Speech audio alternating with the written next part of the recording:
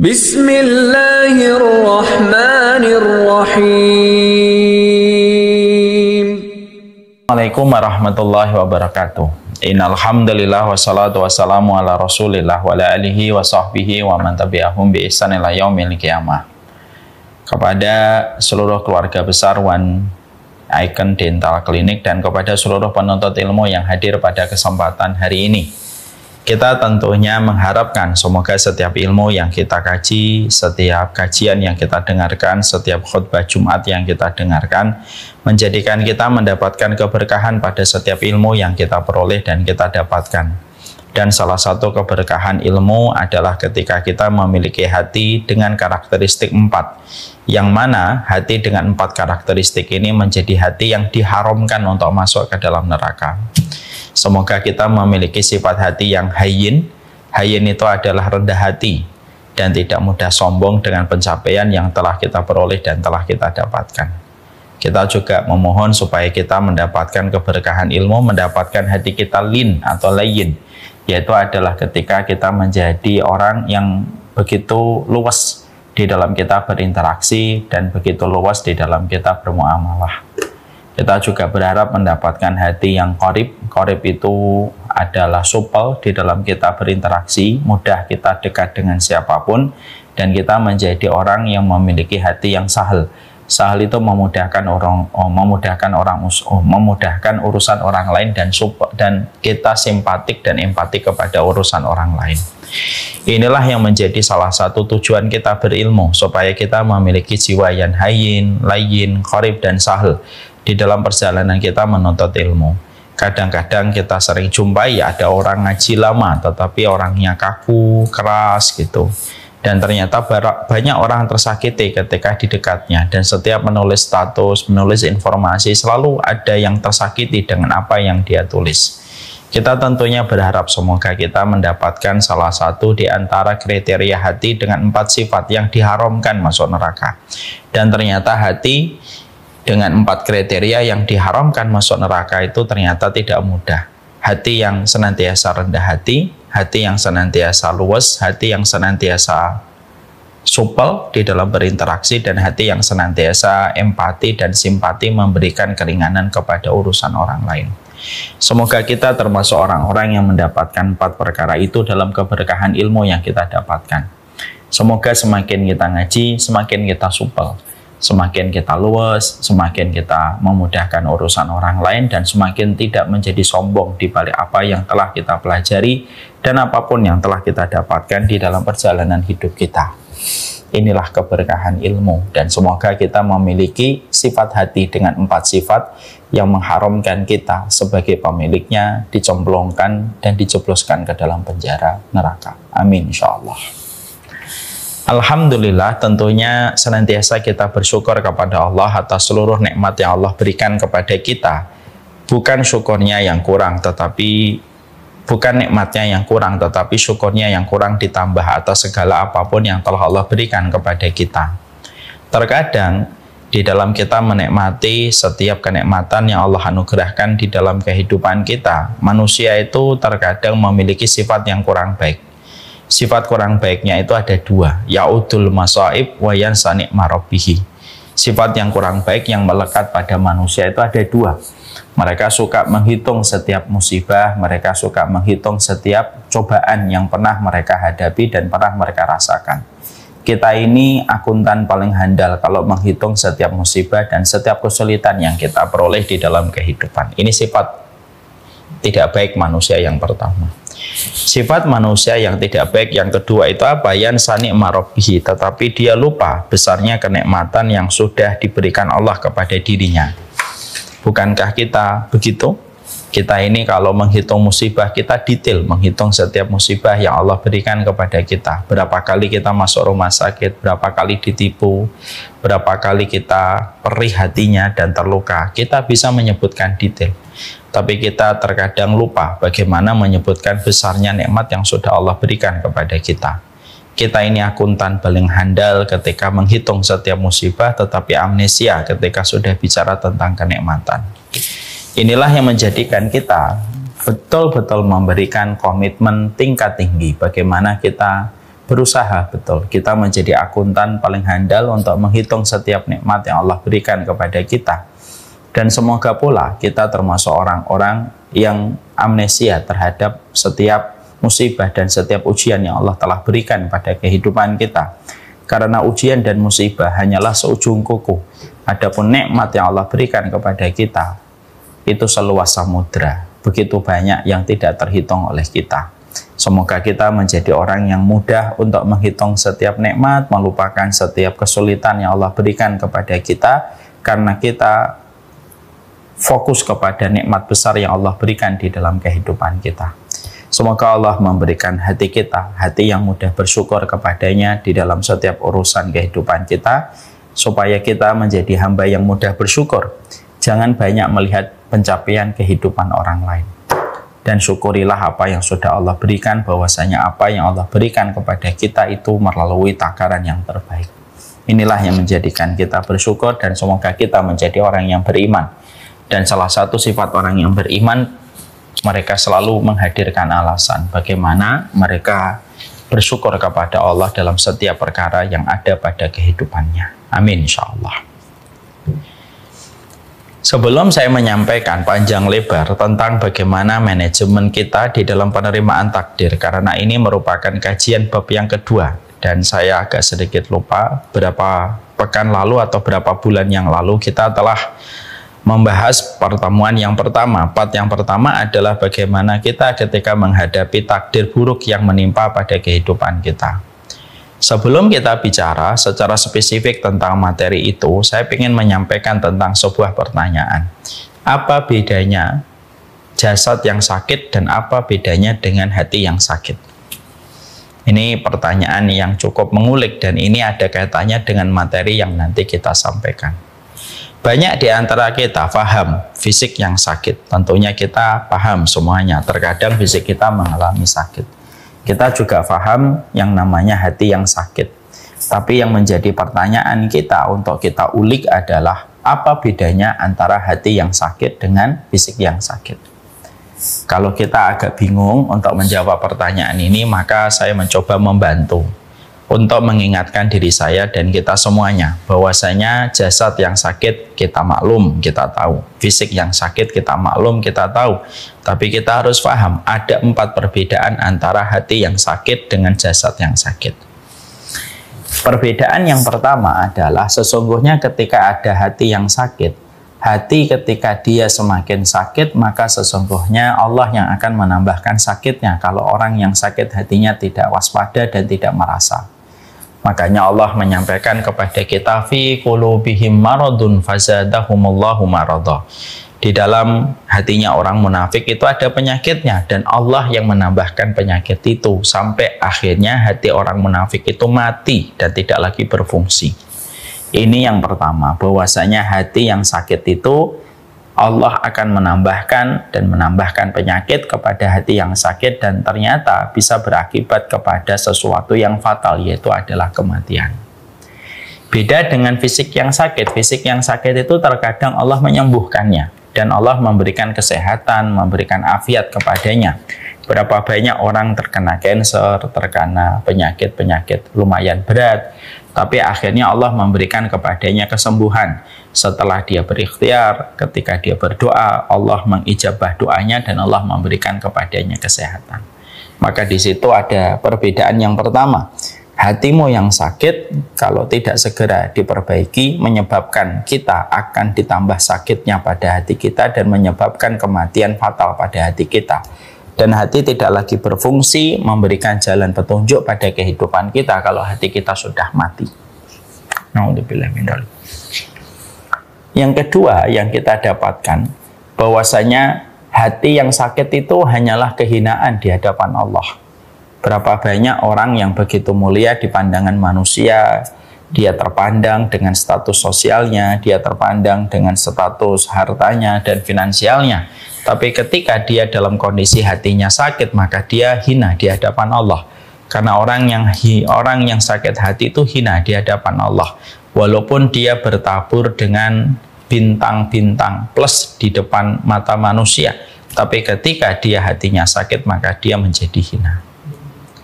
Beda dengan fisik yang sakit.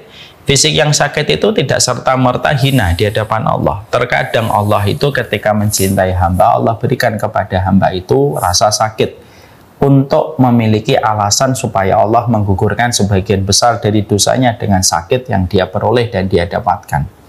Makanya orang-orang yang mereka pada kehidupan di dunia ditimpa dengan sakit, ditimpa dengan bala ketika dia sakit, maka sesungguhnya sakit yang dia terima menggugurkan dosanya, supaya nanti pada waktu hari kiamat maka mereka akan mendapatkan 3 pengganti atas sakit yang dia terima ketika di dunia. Apa itu 3 pengganti yang Allah berikan kepadanya untuk pengganti sakitnya di dunia? Allah itu akan berikan khairan, Allah berikan mangzilah, dan Allah berikan afiyah. Khairan itu artinya kebaikan dan tidak ada artinya kecuali surga. Afiyah itu kekuatan untuk mengganti kelemahan ketika dia sakit, dan Allah memberikan kepadanya manzilah. Manzilah itu kedudukan yang tinggi, yang kedudukan itu tidak akan bisa diperoleh dan didapatkan kecuali orang yang bersabar terhadap sakit yang Allah ujikan dan Allah timpakan kepadanya. Bahwasanya sakit itu terkadang justru menaikkan derajat seseorang di hadapan Allah Subhanahu wa taala. Ya, beda dengan hati yang sakit. Hati yang sakit itu menjadikan seseorang itu hina di hadapan Allah. Kalau kita punya penyakit hati, sombong, hasad, semakin tebal hasad kita, semakin tebal sombong kita, semakin kita rendah. Semakin kita rendah kehidupan dunia kita di hadapan Allah Subhanahu wa taala. Yang ketiga, perbedaannya adalah sesungguhnya ketika kita fisiknya sakit, maka menyebabkan kita tidak bisa menikmati makanan dan minuman lezat. Ya, tetapi kita masih bisa menikmati sujud, masih bisa menikmati sholat, bahkan terkadang kita lebih khusyuk berdoa ketika kita sakit. Makanya tidak salah kalau kita menjumpai lorong-lorong rumah sakit itu lebih merekam orang yang khusyuk berdoa daripada lorong-lorong masjid ketika mencatat orang yang berdoa dan mengabadikan orang yang meminta kepada Allah. Kenapa? Karena terkadang di lorong-lorong bangsal rumah sakit orang sedang mendapatkan ujian, lalu akhirnya mereka khusyuk berdoa, khusyuk di dalam tilawah. Walaupun ketika badan mereka sakit, mereka tidak mampu untuk minum, tidak mampu untuk makan sebagaimana semestinya, tetapi mereka masih bisa untuk merasakan nikmatnya mereka mendekat kepada Allah. Beda dengan hati yang sakit. Hati yang sakit itu dia tidak akan pernah merasakan kedekatan dia untuk mendekat kepada Allah. Quran tidak nikmat, sholat tidak mampu dihadirkan, artinya nikmatnya dia mendekat kepada Allah tidak bisa dihadirkan. Kenapa? Dia tidak bisa merasakan kenikmatan dalam taat. Makanya ngaji bagi dia itu waktu yang sangat menyiksa. Mengikuti kajian itu sesuatu yang sifatnya membosankan. Kenapa? Karena bukan yang salah pada Qurannya, yang salah bukan kajiannya, tetapi yang salah adalah receivernya. Receivernya itu hatinya. Receivernya itu lagi rusak. Kalau receivernya itu rusak, maka sesungguhnya kenikmatan taat itu tidak bisa dirasakan. Padahal maaf, para ulama mengingatkan kepada kita, seluruh surga itu harusnya bisa dinikmati jalan-jalan ke surga itu ketika di dunia. Kalau orang itu pengen tahu apakah nanti dia penduduk surga ataukah tidak, maka pertanyaannya simpel. Apakah jalan ketaatan mampu kamu nikmati? Kalau mampu kamu nikmati, kamu masih ada harapan besar untuk mendapatkan rahmat dan surganya Allah. Tapi ketika jalan-jalan ketaatan tidak sama sekali kamu rasakan kenikmatannya, maka maaf, bisa jadi kamu tidak terkategori sebagai orang yang mendapatkan rahmat. Ketika jalan ketaatan yang itu kaitannya erat dengan surga kelak dalam kehidupan di akhirat tidak menghadirkan kenikmatan ketika hati kita sudah terlalu lama sakitnya. Jadi kalau ada orang yang melihat sajadah itu tempat mengerikan, orang yang melihat masjid merupakan tempat yang harus ditinggalkan, orang yang melihat Quran merupakan sebuah benda yang harus dihindari, dan dia melihat kajian itu merupakan waktu dan tempat yang harus dilewatkan, kalau orang sudah hatinya sakit, maka sesungguhnya dia tidak akan bisa merasakan arti ketaatan dan nikmatnya pada ibadah. Dan itu berbahaya sekali. Bagaimana kamu akan membayangkan dirimu di surga kalau jalan ketaatan yang kaitannya erat dengan surga pun tidak mampu kamu nikmati? Sedangkan di atas muka bumi ini ada ratusan orang dan ribuan orang yang menikmati jalan ketaatan ketika mereka terkategori orang yang besar kemungkinan mendapatkan rahmat di akhirat kelak nanti. Itu bedanya yang ketiga. Bedanya yang keempat, apa beda yang keempat? Maka sesungguhnya bedanya antara hati yang sakit dan fisik yang sakit.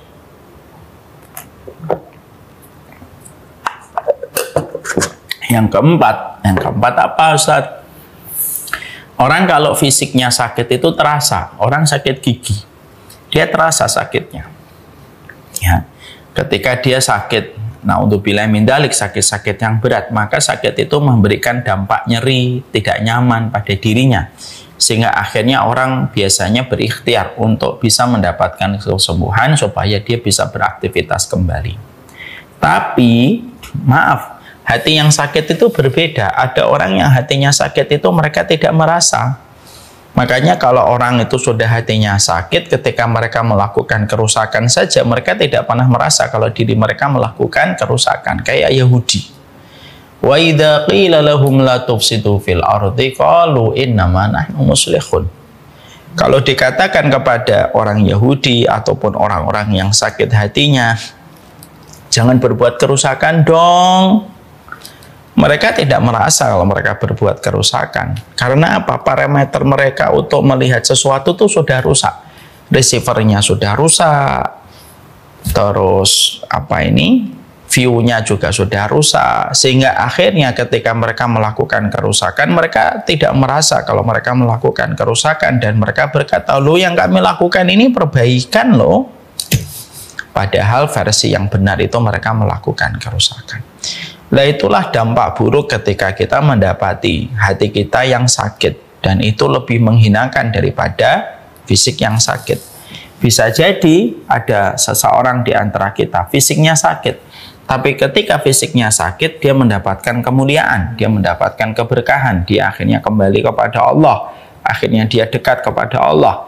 Tapi ketika orang itu hatinya sudah sakit, orang kalau sudah hatinya sakit tidak ada yang dia dapatkan kecuali kehinaan demi kehinaan, bahkan ketaatan tidak bisa dia nikmati, bahkan rasa sakit yang ada pada hatinya tidak bisa dirasakan hatinya lagi dalam kondisi sakit.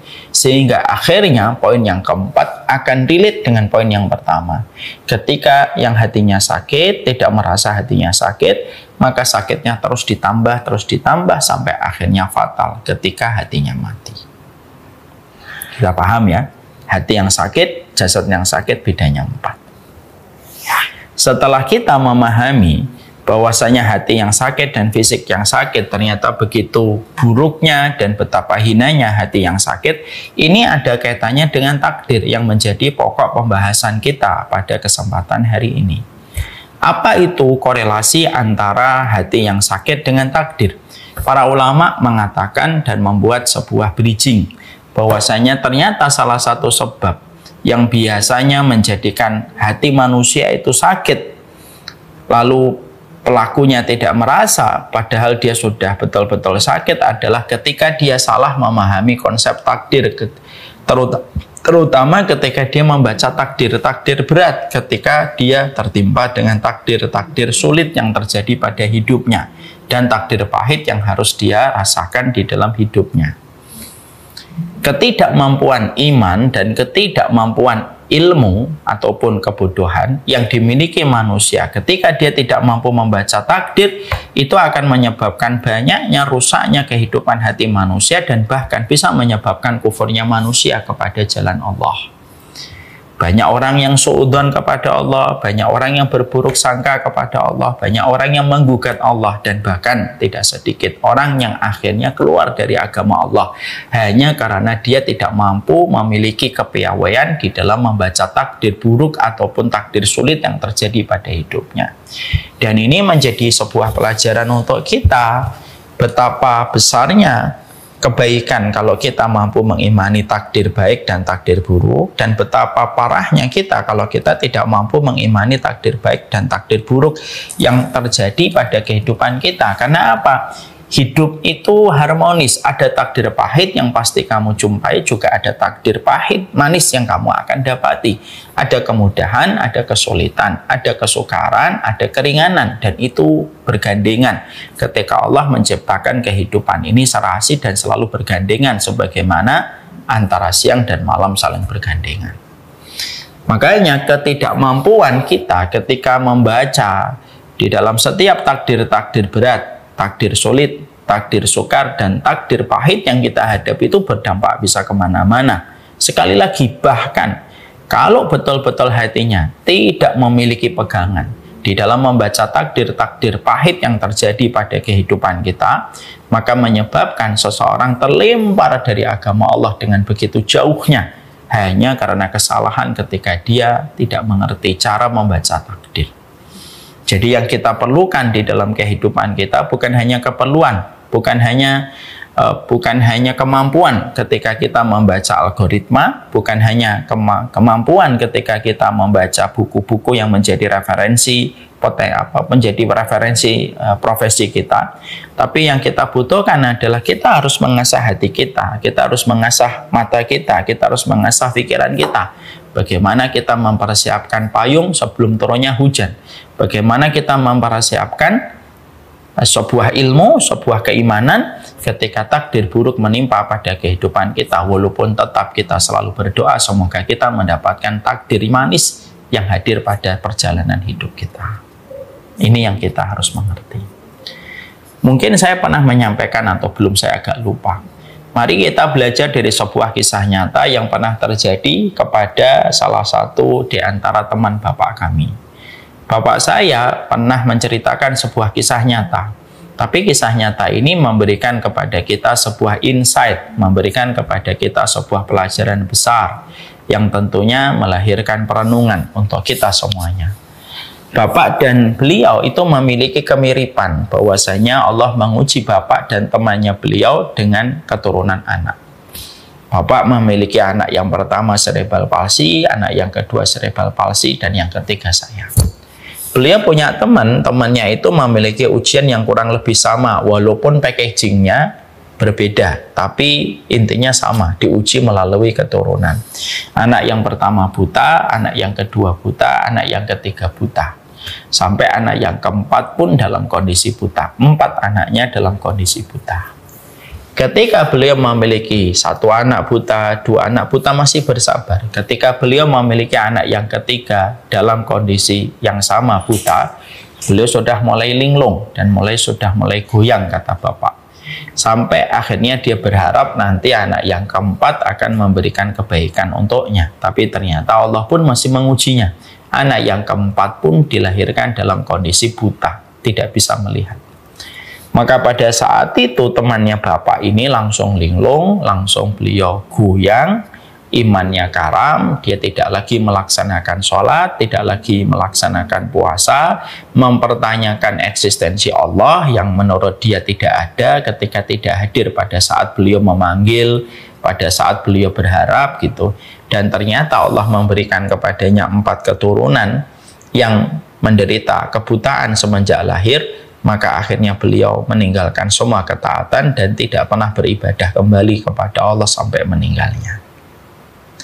Kisah bapak ini sering sekali diceritakan kepada saya, supaya saya itu memiliki sebuah cara pandang bahwasanya memahami takdir itu penting, nak. Karena saya, bapak ini merasakan takdir yang lumayan berat. Kedua kakakmu cerebral palsy. Dan bapak pernah menjumpai ada teman bapak kolaps, tidak kuat menghadapi takdir pahit yang beliau hadapi dan menjadikan beliau murtad. Beliau tidak mau sholat, bahkan sebelumnya beliau ini seorang da'i. Ketika beliau mendapati satu persatu keturunannya semacam itu, ketika diberikan keterbatasan dalam penglihatan, maka beliau tidak sholat, demonstratif untuk memperlihatkan kalau dirinya tidak lagi beribadah dan beriman kepada Allah. Mendatangi beberapa jamaahnya dan berkata kepada beberapa jamaahnya, ngapain kamu beribadah? Allah itu tidak ada. Saya sebagai saksi, Allah itu tidak ada. Kalau Allah tidak ada, kalau Allah ada, tidak mungkin Allah memberikan kepadaku keturunan 4-4-nya buta. pada kehidupanku. Memberikan kepada kita, Masya Allah ya, ternyata masalah membaca takdir itu penting dan tidak salah kalau artinya masalah mengimani takdir itu termasuk persoalan yang disebut sebagai pokok keimanan. Karena salah satu rukun iman itu bukan hanya kepada Allah, bukan hanya kepada Rasul, tapi salah satu di antara pokok iman itu adalah kita beriman kepada takdir, baik itu takdir yang pahit ataupun takdir yang manis, dan itu merupakan bagian dari rukun iman yang tidak bisa ditawar dan tentunya memiliki kedudukan dan posisi besar sekali pada kehidupan kita menjalani kehidupan dan menghambakan diri kepada Allah. Ya, jadi kalau orang itu sakit hatinya, salah satu pemicu dan faktor yang menyebabkan orang itu sakit hatinya itu apa? Ketidakmampuan ketika membaca takdir. Ya, sekarang kita akan review kembali. Kemarin kita sudah membahas bahwasanya konsep di dalam penerimaan takdir itu setidaknya ada dua bagian yang telah kita bahas. Yang pertama, yang kita bahas itu setidaknya ada 3 poin. Bahwasanya takdir itu datang dari Allah Subhanahu wa Ta'ala. Bahwasanya takdir itu datang dari Allah yang maha cinta, yang maha kasih sayang, yang maha hikmah, yang maha teliti, yang maha alim, dan seluruh kesempurnaan yang dimiliki olehnya sampai akhirnya menetapkan takaran takdir yang terjadi pada kehidupan kita. Tidak ada takdir yang lahir karena kebodohan, tidak ada takdir yang lahir karena kekeliruan, dan tidak ada takdir yang lahir dari kesembronoan. Keputusan manusia cenderung banyak kurangnya. Karena apa? Saya mungkin pintar, tapi saya mungkin tidak ahlul hikmah. Ada teman saya mungkin ahlul hikmah, tapi mungkin dia tidak penuh kasih sayang. Ada teman saya penuh kasih sayang, mungkin tetapi tidak teliti. Itu kalau makhluk. Tetapi ketika kita membicarakan takdir, takdir itu produk dari Allah, dan produk dari Allah itu datang dari zat yang sempurna. Allah maha kasih sayang, Allah maha penyayang, Allah maha rahman, Allah maha teliti, Allah maha alim, Allah maha bijak, Allah maha bijaksana. Semuanya kesempurnaan itu jadilah satu produk yang ada pada kehidupan manusia. Karena apa? Tidak ada produk Allah yang gagal dan tidak ada produk Allah yang cacat. Tidak ada produk Allah yang cacat. Kalau ada manusia sampai mengatakan, ini gimana sih takdirnya kok begini? Kalau kita menyalahkan Allah di dalam produk takdir yang Allah gariskan di dalam kehidupan kita, pertanyaan kita cukup simpel untuk membalik dan memberikan feedback dan respon. Kalau Allah kita tuduh tidak becus, terus siapa yang becus di atas muka bumi ini? Kalau Allah sebagai pencipta pun kita tuduh sebagai zat yang tidak becus. Ketika Allah memiliki kekuasaan untuk menetapkan setiap takdir dan produk yang berjalan dalam setiap kehidupan kita. Ini harus kita imani dan ini termasuk perkara tauhid. Ini perkara pokok. Yang mau tidak mau, suka tidak suka, kita harus menerima perkara pokok ini yang pertama. Yang kedua yang sudah kita hadirkan yaitu adalah takdir itu selalu memiliki hikmah pelajaran yang Allah berikan kepada kehidupan kita. Pasti ada hikmahnya yang pasti Allah berikan di dalam kehidupan kita, dan kita wajib beriman bahwasanya setiap takdir itu selalu beriringan dengan hikmah. Kadang-kadang manusia ketika mereka sembrono, ketika mereka terburu-buru, mereka tergesa-gesa, kadang-kadang ketika menghadapi satu takdir yang buruk, mereka lupa bahwasanya takdir buruk sekalipun pasti ada hikmah. Pasti ada hikmah yang Allah berikan pada kehidupannya. Dan kita harus berusaha untuk menunggu setiap hikmah itu datang di dalam kehidupan kita. Ada satu kisah yang bagus sekali, ya, bahwasanya pasti ada hikmah dalam setiap peristiwa yang terjadi pada kehidupan kita. Saya ambilkan sebuah contoh. Ada salah satu kisah nyata yang saya baca. Ada seseorang yang bernama Bapak Sony Setiawan. Bapak Sony Setiawan ini pada tahun 2018 tercatat namanya sebagai penumpang Lion Air JT6110. Masih ingat pesawat ini? Pesawat ini mengalami kecelakaan tragis. Bapak Sony Setiawan ini ketika beliau harusnya menjadi penumpang pada Lion ini, ternyata beliau terlambat dan ditinggal oleh pesawat.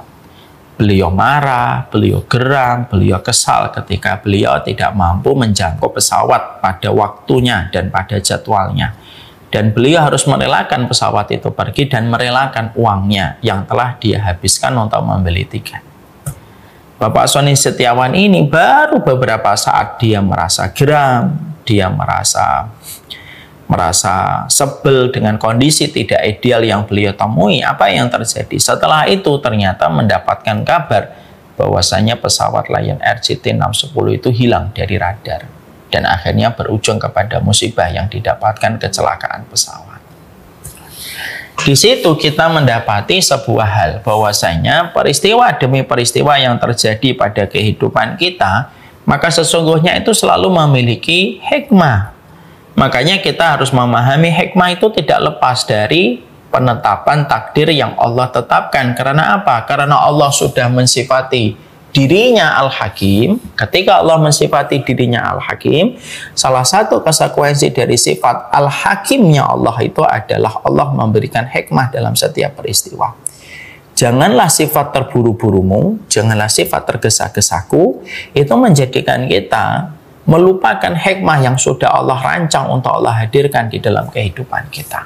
Dan kita paham bahwasanya kehidupan setiap takdir itu berjalan dengan hikmah yang pasti Allah berikan pada kehidupan kita. Yang ketiga, bahwasanya Allah itu, takdir itu berjalan sesuai dengan kemahakuasaan Allah. Artinya hak prerogatifnya Allah. Wong Allah itu pencipta kok, kreator, dan kita tidak berhak untuk meributkan sesuatu yang menjadi hak prerogatifnya Allah. Banyak banyak karyawan terkadang tidak berani bertanya kepada direksi atas keputusan satu perusahaan kecuali karyawan itu mengikuti. Kalau kepada pemegang saham ataupun kepada direksi yang telah menetapkan satu keputusan strategis, kamu saja tidak berani bertanya kenapa keputusan itu diambil, karena kamu sadar posisi kamu hanyalah karyawan kecil. Lalu kenapa kita makhluk yang sekecil ini berani untuk menggugat dan memprotes Allah? Kenapa kita berani untuk menggugat dan memprotes Allah Subhanahu wa Ta'ala? Bukankah itu lebih ironis lagi? Bukankah itu lebih ironis dari apa yang kita bayangkan ketika kita berani untuk menggugat setiap keputusan Allah, padahal Allah sudah menyampaikan di dalam salah satu ayatnya, la yus'alu amma yaf'alu wa hum yus'alun. Bahwasanya Allah itu tidak pernah ditanya tentang apa yang dilakukan olehnya, tetapi sesungguhnya kitalah yang akan ditanya oleh Allah dan dihisap oleh Allah dalam kehidupan kelak kita di akhirat. Ini merupakan perkara yang kita harus paham. Jadi 3 hal, ada 3 insight, ada 3 perspektif. Allah itu yang menetapkan produk, dan takdir itu produknya Allah, dan tidak ada produk yang gagal. Kalau Allah menetapkan produk gagal, terus gimana kita makhluknya? Yang kedua, selalu berjalan dengan hikmah. Yang ketiga, itu kemahakuasaan Allah. Dan kita harus paham, kita harus sadar posisi, karena sadar posisi itu penting pada perjalanan hidup kita ketika kita menjadi makhluknya Allah. Biasanya manusia bejat itu manusia yang tidak pernah sadar posisi ketika dia menjadi hamba dan makhluknya Allah. Paham ya sampai di sini? Kita kemarin juga membahas bahwasanya setelah kita memahami ini, ada setidaknya 2 perkara yang kita harus selalu mengerti. 2 hal yang kita harus mengerti itu apa? Yaitu yang pertama, kita harus paham bahwasanya berdoa itu menjadi salah satu instrumen penting di dalam kita menyikapi setiap takdir yang akan berjalan pada kehidupan kita. Hari ini kita duduk di sini. Kita ini sedang duduk, di depan kita ada ribuan takdir yang akan berjalan pada perjalanan sisa kehidupan kita. Dan tidak ada satu instrumen paling penting di dalam menyikapi setiap takdir yang akan berjalan dalam kehidupan kita kecuali adalah berdoa. Wa innal bala la yanzilu falayatalaqahu ad-du'a. Rasulullah menyampaikan bala itu akan senantiasa turun dan tidak ada satupun yang mampu menghadapi setiap bala yang akan turun pada kehidupanmu kecuali adalah doa. Artinya Doa itu penting sekali untuk dihadirkan dan jangan pernah kita lelah di dalam berdoa, karena Allah tidak lelah memberi dan Allah tidak lelah memberi perlindungan. Yang kedua yang kita juga pahami perspektifnya itu apa? Kadang-kadang takdir buruk yang menimpa kepada kita itu ya karena kemaksiatan kita dan dosa kita sendiri.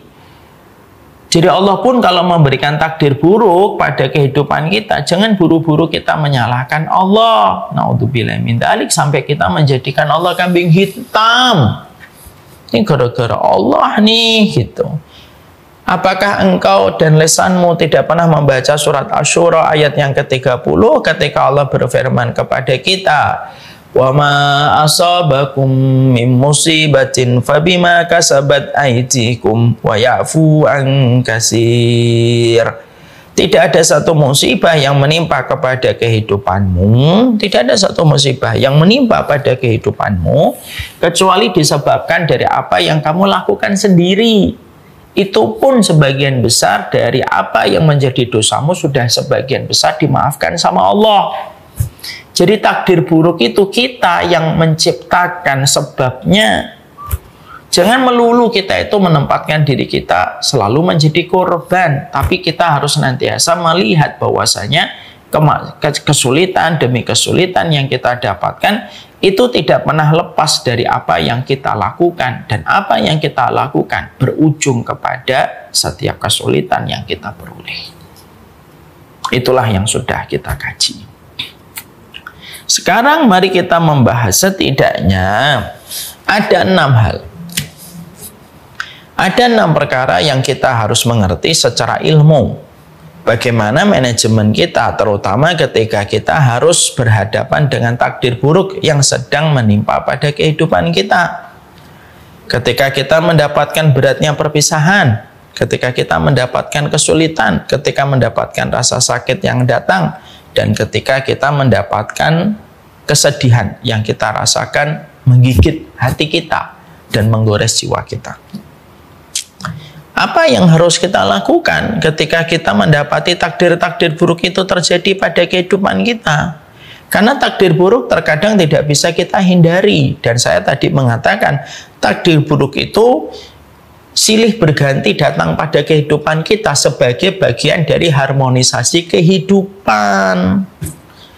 Selayak siang ada malam, selayak langit ada bumi, selayak air ada api, selayak takdir pahit selalu ada takdir manis, ataupun selayak takdir yang manis ada takdir yang pahit yang ada pada kehidupan kita. Lalu apa yang kita lakukan?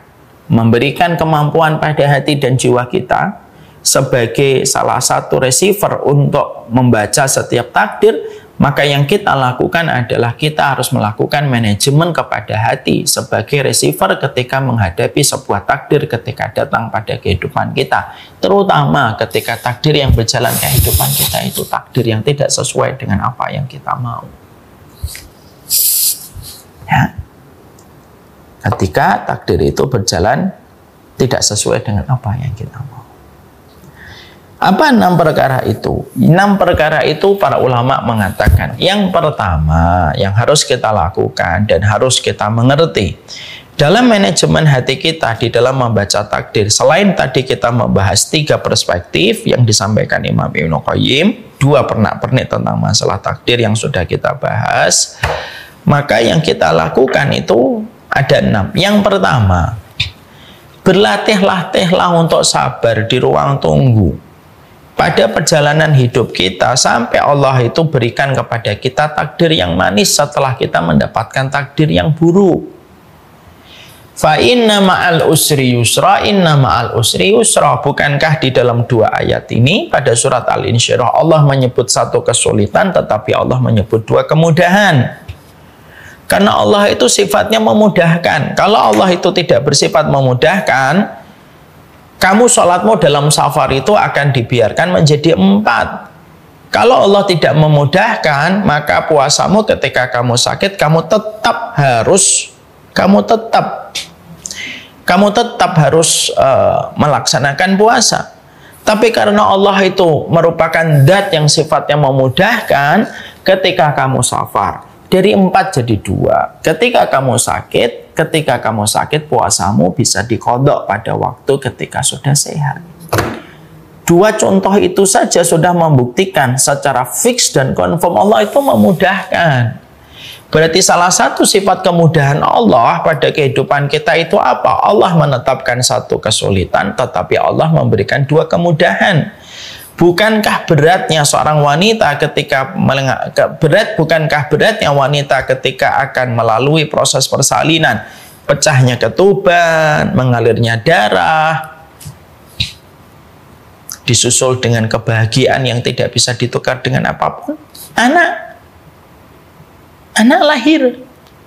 Bukankah itu memberikan kepada kita bahwasanya setiap perkara itu pasti memberikan takdir yang manis di balik takdir yang pahit. Karena itu harmonisasi dari sifat Allah yang sempurna. Maka kita dalam kehidupan harus melatih kesabaran. Karena memang tidak ada perkara yang paling kita sikapi dalam keimanan kecuali iman itu memang berbanding lurus dengan kesabaran. As-sabru fil iman kama sali ra'si fil jasadi. Kedudukan sabar dalam iman itu sama dengan kedudukan kepala bagi tubuh. Kenapa sih kita harus ngaji, Ustaz? Supaya sabar. Kenapa zikir pagi? Sabar. Kenapa kita ini harus dekat sama orang soleh? Supaya kamu sabar. Karena kehidupan ini gelombangnya besar dan tidak ada yang bisa memecahkan gelombang besar pada kehidupan kecuali sifat kesabaran. Jadi kita ini berlatih sabar sebenarnya. Dan Allah itu pasti memudahkan dalam setiap kehidupan kita. Kita hanya menunggu waktu sampai batas waktu yang ditetapkan oleh Allah, dan Allah yang menetapkan waktunya supaya kita terasa nikmat ketika nanti mendapatkan kemudahan. Kalau semuanya kita terus-terusan mendapatkan sesuatu dengan instan, lama-lama kualitas kehidupan dan kenikmatan hidup itu hilang. Kalau tiap hari kita musim panen mangga, kita akhirnya tidak bisa menikmati mangga. Kalau tiap hari kita musim rambutan, kita tidak bisa menikmati rambutan nikmatnya. Kalau tiap hari kita menikmati musim kelengkeng, kita tidak bisa lagi menikmati kelengkeng. Kenapa kita bisa menikmati musim mangga? Terutama dulu ketika kita kecil, sebelum banyak rekayasa genetik ya, belum banyak rekayasa buah-buahan.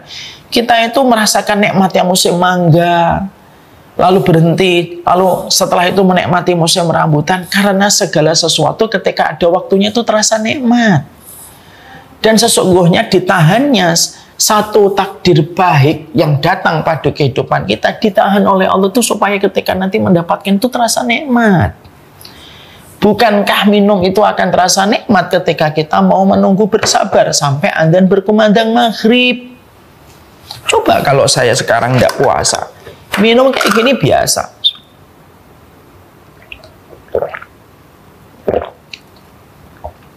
Minum begini tuh biasa. Kenapa? Saya nggak puasa, minum biasa. Tapi coba kalau saya berpuasa, saya melihat minuman ini saya tahan. Maka ketika berkumandang adzan maghrib, tok Allahu Akbar, minum 1 teguk 2 teguk itu nikmatnya melebihi minuman jus yang harganya 55.000 di satu cafe shop gitu.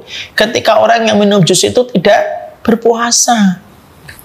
Nikmatnya suami istri ketika baru nikah, sebelumnya tidak pernah kenal, tidak pernah pacaran, tidak pernah pegangan, lalu mereka itu menikah. Nikmatnya ketika bersama di hari-hari pertama itu nikmatnya tidak pernah sama dengan orang yang terbiasa berzina. Takdir buruk yang terjadi pada kehidupan kita menjadikan kita ini harus belajar bagaimana kita bersabar.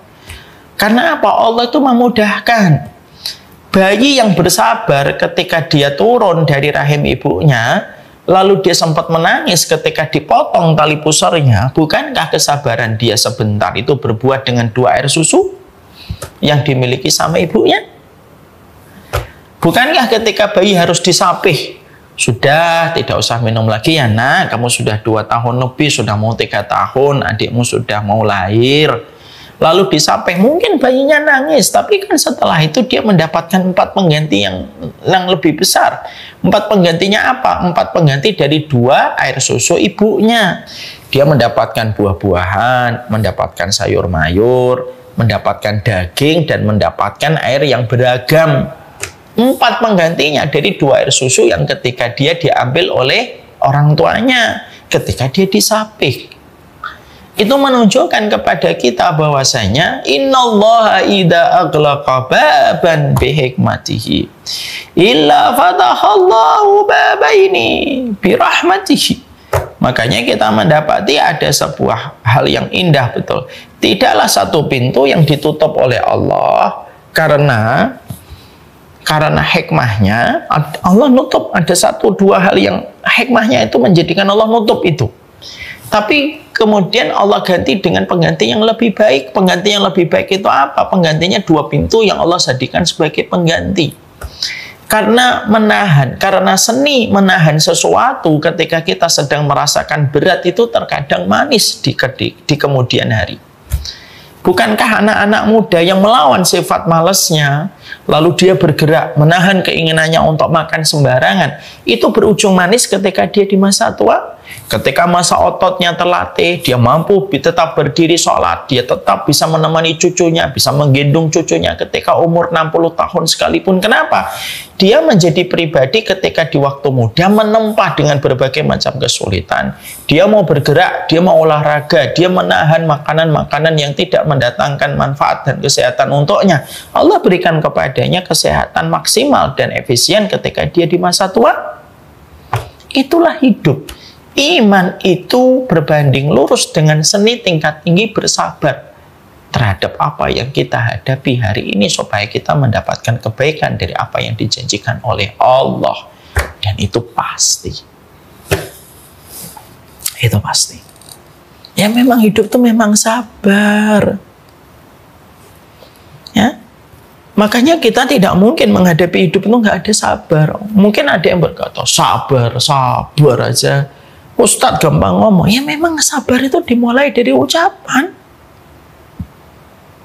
Berapa banyak seorang anak dari seorang bapak yang bapaknya itu menahan diri untuk tidak gampang marah kepada anaknya, lalu tetap dia bijak menyikapi kesalahan anak, tetap dewasa ketika menyikapi nakalnya anak gitu. Lalu menjadi anak, lalu anak itu memiliki alasan untuk tidak pernah ngomong dan tidak pernah marah sama bapaknya ketika bapaknya sudah tua. Kama tadinu tudanu, sebagaimana kamu memperlakukan, sebagaimana itu pula kamu diperlakukan, wahai hamba-hambanya Allah. Jadi seni dalam kehidupan itu simpel, melatih kesabaran kita sebenarnya. Dan kita harus yakin, apa yang kita harus yakini? Surat Ar-Rahman pada ayat 60. Hal jazaa'ul ihsan illal ihsan. Bukankah balasan setiap kebaikan itu pasti kebaikan? Apa kebaikan yang lebih besar daripada sabar? Tidak ada. Tidak ada kebaikan lebih besar daripada sabar. Masa Ustaz? Iya. Mana dalilnya? Surat Az-Zumar ayat yang ke-10. Innama yuwaffas sabiruna ajruhum bighairi hisab. Pahalanya orang yang bersabar itu pahalanya diberikan pahala tanpa batasan. Kenapa pahalanya orang sabar itu tidak ada batasannya dan Allah tidak konkretkan apa yang Allah berikan kepada kita? Karena balasan orang yang bersabar begitu berlimpah karena sabar itu berlimpah di hadapan Allah. Karena tidak ada zat yang paling bersabar kecuali Allah. Makanya Allah perintahkan kita untuk sabar. Makanya di dalam satu riwayat disampaikan pula oleh Rasulullah, laisa hunaka syai'un asbar ala adza min Allah. Kamu tidak pernah dapati satu zat, satu Tuhan yang paling sabar kecuali Allah. Gimana Allah tidak sabar? Wa innahum la yu'afihim wa yarzuquhum wa innahum la yad'una lahu waladun. Bagaimana Allah tidak sabar? Allah ngasih rezeki sama manusia, ngasih kehidupan sama manusia, tapi manusia justru membalas Allah dengan panggilan bahwasanya Allah punya anak, padahal Allah disifati punya anak itu merupakan sebutan yang paling Allah murkai di dalam kehidupan di dunia. Jadi ini yang menjadikan kita paham bersabar. Seni melatih kesabaran kita di ruang tunggu hidup Dalam prosesnya itu seni tingkat tinggi untuk melatih kesabaran kita di ruang tunggu kehidupan, supaya kita mendapatkan apa yang dijanjikan oleh Allah ketika Allah tidak pernah mengingkari janjinya. Ketika Allah tidak pernah mengingkari janjinya itu apa? Allah tidak pernah mengingkari janjinya bahwasanya Allah pasti memberikan hikmah. Kalaulah tali pusar seorang bayi diganti dengan 2 air susu, dan tidaklah 2 air susu ketika disapih lalu diganti dengan 4 sebagai penggantinya, tidak mungkin Allah itu membiarkan kepadamu kesulitan tanpa Allah memberikan kemudahan setelahnya. Cuma waktunya Allah yang akan menentukan. Kapan biasanya pertolongan Allah? Ini saya jawab.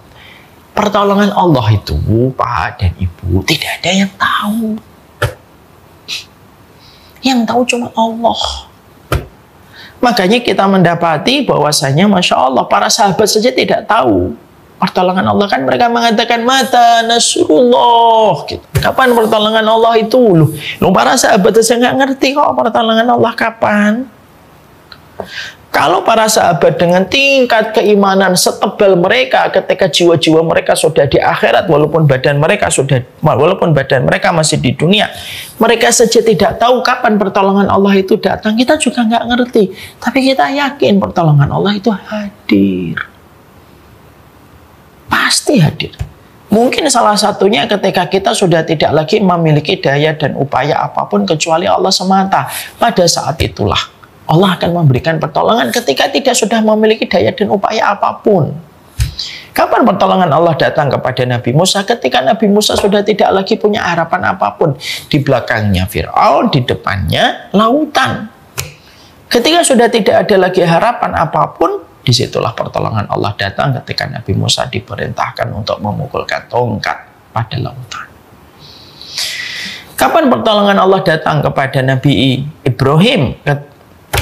Ya, ketika Nabi Ibrahim sudah tidak lagi memiliki harapan ketika dibakar di tengah rakyat yang sangat membencinya, ketika Nabi Ibrahim menjadi public enemy number 1 di negeri Babilonia, dan ketika Namrud memobilisasi massa untuk membenci dan membuat narasi supaya Ibrahim itu dibenci, dan ketika akan dibakar ucapan doanya sudah menunjukkan kondisi hasbunallah wa ni'mal wakil, cukuplah kami Allah yang memberikan pertolongan. Kenapa zikirnya Nabi Ibrahim sedalam itu? Karena memang Nabi Ibrahim tidak ada satupun yang memberikan loyalitas kepada Nabi Ibrahim, karena tidak ada satupun orang yang beriman kepada apa yang didakwakan Nabi Ibrahim. Pada saat itulah Allah memberikan kepadanya pertolongan. Pertolongan itu pasti datang. Tapi kapan? Kita tidak ada yang tahu. Yang bisa kita lakukan, beribadahlah dengan kesabaranmu. Makanya saya sering berkata, kalau semuanya dimudahkan untuk kita, lalu dari mana kita mendapatkan pertolongan? Kalau semuanya dimudahkan untuk kita, lalu dari mana kita mendapatkan pahala kesabaran? Padahal pahala kesabaran itu pahala paling terbesar yang memasukkan manusia ke dalam surga, itu pahala kesabaran. Makanya ucapan seremonial para malaikat ketika menyambut para penduduk surga ketika menginjakkan kaki pertama kali di surga itu apa? Salamun alaikum bima sabartum. Selamat ya atas seluruh kesabaran yang kalian berikan pada kehidupan kalian. Itu menjadikan kita akhirnya mengerti, inilah seni di dalam kita bersabar pada kehidupan kita. Nah, coba deh Bapak dan Ibu sekali-kali tanya sama Bapak Ibunya, orang tuanya kalian. Apa bentuk-bentuk pertolongan Allah yang pernah mereka rasakan begitu nyata dalam kehidupan mereka? Saya pernah merasakan itu. Saya pernah diberitahu sama ibu kami tanpa bermaksud apapun. Ini hanya cerita saja. Saya pernah, ibu saya tuh beberapa waktu jauh sebelum beliau meninggal dunia, tiba-tiba ngajak saya muter-muter di rumah saya yang sederhana di Kudus. Nang, ya Bu, ini ya Ibu mau jelasin sesuatu. Nggih, nopo? Niki Nang, iki barangnya Ibu, ini barangnya Ibu. Lah ini, kecuali ini nih, mesin jahit ini nih, mesin jahit butterfly atau Singer, saya lupa, Singer kelihatannya. Mesin jahit yang bentuknya kayak lemari, kalau tidak dipakai bisa ditutup, udah kayak lemari biasa. Lah ini mesin jahit ini bukan miliknya Ibu ya Nang, bukan miliknya Bapak. Loh, lah miliknya siapa toh Bu? Sinten yang punya? Kok di rumah kita kalau bukan milik kita? Gini nang, sebenarnya ini miliknya ibu dan bapak. Tapi ada kejadian. Nah, begini. Nah, beliau bercerita. Ketika ibu dan bapak lagi ada kebutuhan, ketika bapak baru saja keluar dari pekerjaannya, beliau pernah dipecat gitu. Pada saat itu, bapak dan ibu mengalami kesulitan ekonomi. Dan qadarullah, tabungan-tabungan ibu yang cash sudah mulai habis untuk nyekolahkan kamu di pondok.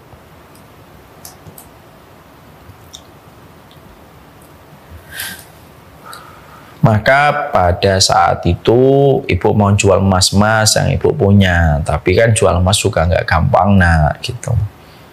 Ibu ngobrol dengan bapak itu, piye ya pak, pripun kalau kita jual, apa yang bisa kita jual. Terus bapak sempat ngomong, ya udah jual aja itu mesin jahit piye gitu, lumayan nanti kita bisa punya tabungan sebentar sembari nanti kita cari ikhtiar. Oh iya ya, kan itu mesin jahit sudah lama nggak dipakai ya pak. Iya, kan sudah lama nggak dipakai itu. Ya sudah, bapak dan ibu akhirnya sepakat mau menjual mesin jahit itu. Itu obrolan malam. Dan maaf, itu terjadi sekitar tahun 97-98 ketika kamu di pondok. Yang ibu dan bapak bingung adalah ketika pagi harinya bapakmu pergi. Ibu di rumah, tiba-tiba ada orang ngetok pintu. Dibuka, assalamualaikum, waalaikumsalam, gitu. Ya, ibu sanjangi katanya mau jual mesin jahit gitu, singer. Ibu sempat bingung. Loh, perasaan belum ngomong ke siapa-siapa, baru ngomong ke bapak. Oh, mungkin bapak sudah cerita mungkin di Kauman. Kauman itu salah satu kampung yang ada di Kudus. Oh, mungkin dia sudah cerita sama ini. Akhirnya bu membuka percakapan. Ini mau dijual nih. Boleh saya lihat bu mesin jahitnya? Boleh pak, boleh gitu. Dilihatin semuanya gitu. Ya udah bu, saya beli 150.000. Ya lumayan pada saat itu. Ini masih bagus asli kan bu? Asli pak, asli gitu. Ya udah saya beli ya bu. Oh alhamdulillah gitu. Terus akhirnya karena ibu sudah diserahin amanah untuk jual dari bapak ya dijual. Lalu pada saat itu orang yang beli itu berkata, saya nitip ya bu di sini aja mesin jahit. Lu kok dititip pak? Iya, saya nggak bawa mobil. Saya akan nanti charter dulu mobil kol atau kol brondol. Kol brondol itu kap terbuka supaya nanti bisa membawa mesin jahit ini. Wah, kalau begitu bayarnya nanti aja pak. Kalau gitu, enggak apa-apa bu, ambil aja. Oh jangan pak, bayarnya nanti aja. Enggak, pakai aja gitu. Ya akhirnya ibu saya terpaksa ngambil. Pada saat itu ya sudah, memang saya harus ambil ya, saya harus ambil aja deh kalau gitu. Tapi benar ya pak, nanti mesin jahitnya diambil. Iya bu, nanti sore saya ambil ke sini. Ini uangnya terima aja. Nanti kalau saya ambil lagi nanti malah saya hilang, habis nanti untuk yang lain. Ya sudah. Akhirnya beliau pergi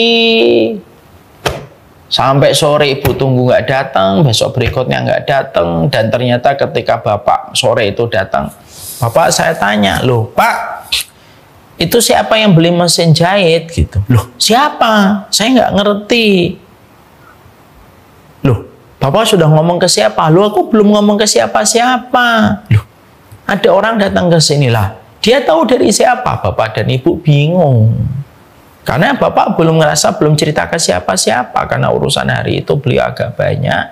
Beliau merasa belum cerita ke siapa-siapa. Dan ternyata yang lebih mengagetkan, hari itu, hari besoknya,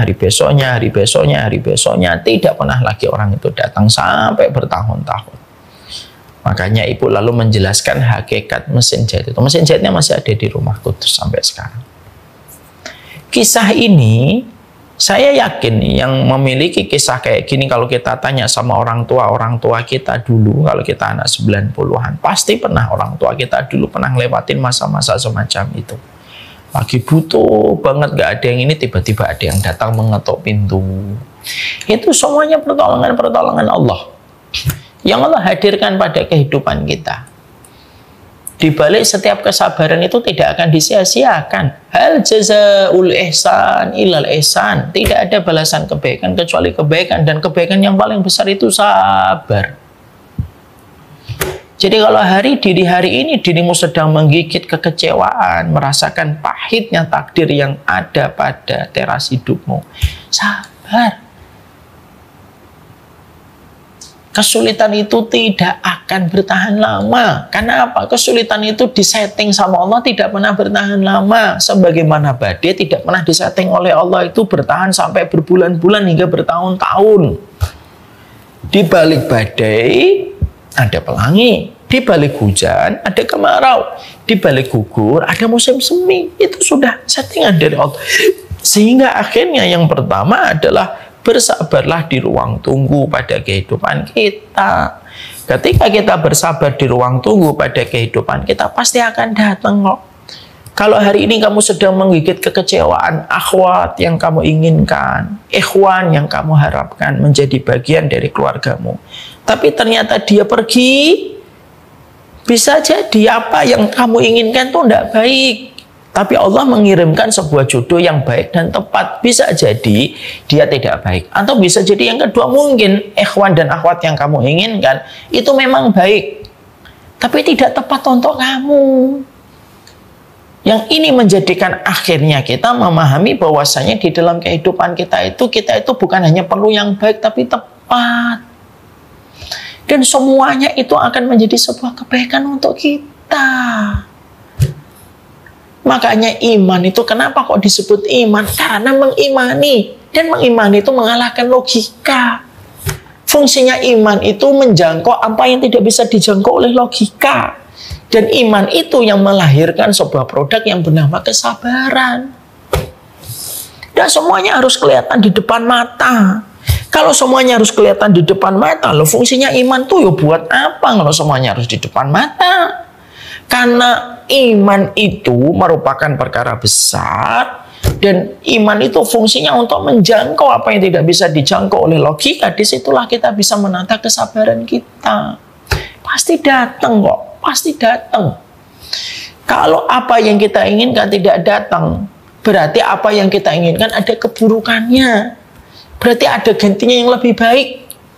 Saya itu tidak memberikan anak-anak saya manisan dan coklat, walaupun seluruh anak-anak saya itu suka dengan yang manis-manis.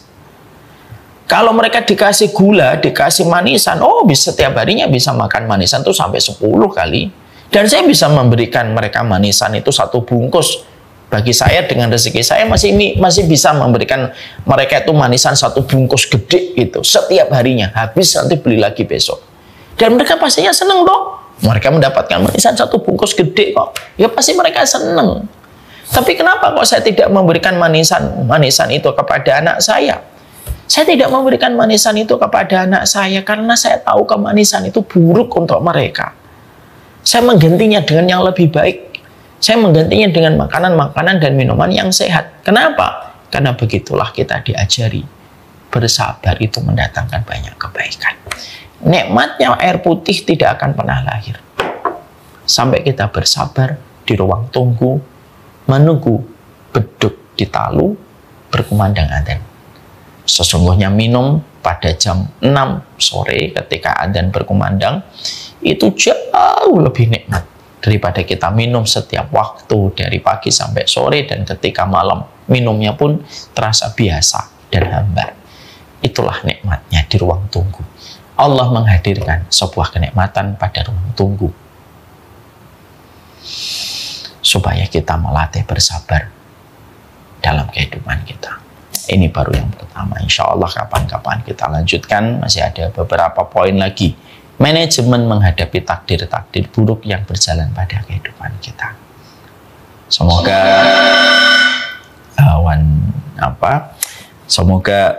apa yang kita pelajari bersama dengan One Icon Dental Clinic ini akan menjadi sebuah keberkahan untuk kita, dan kita harus paham inti dari semua kehidupan adalah berlatih bersabar.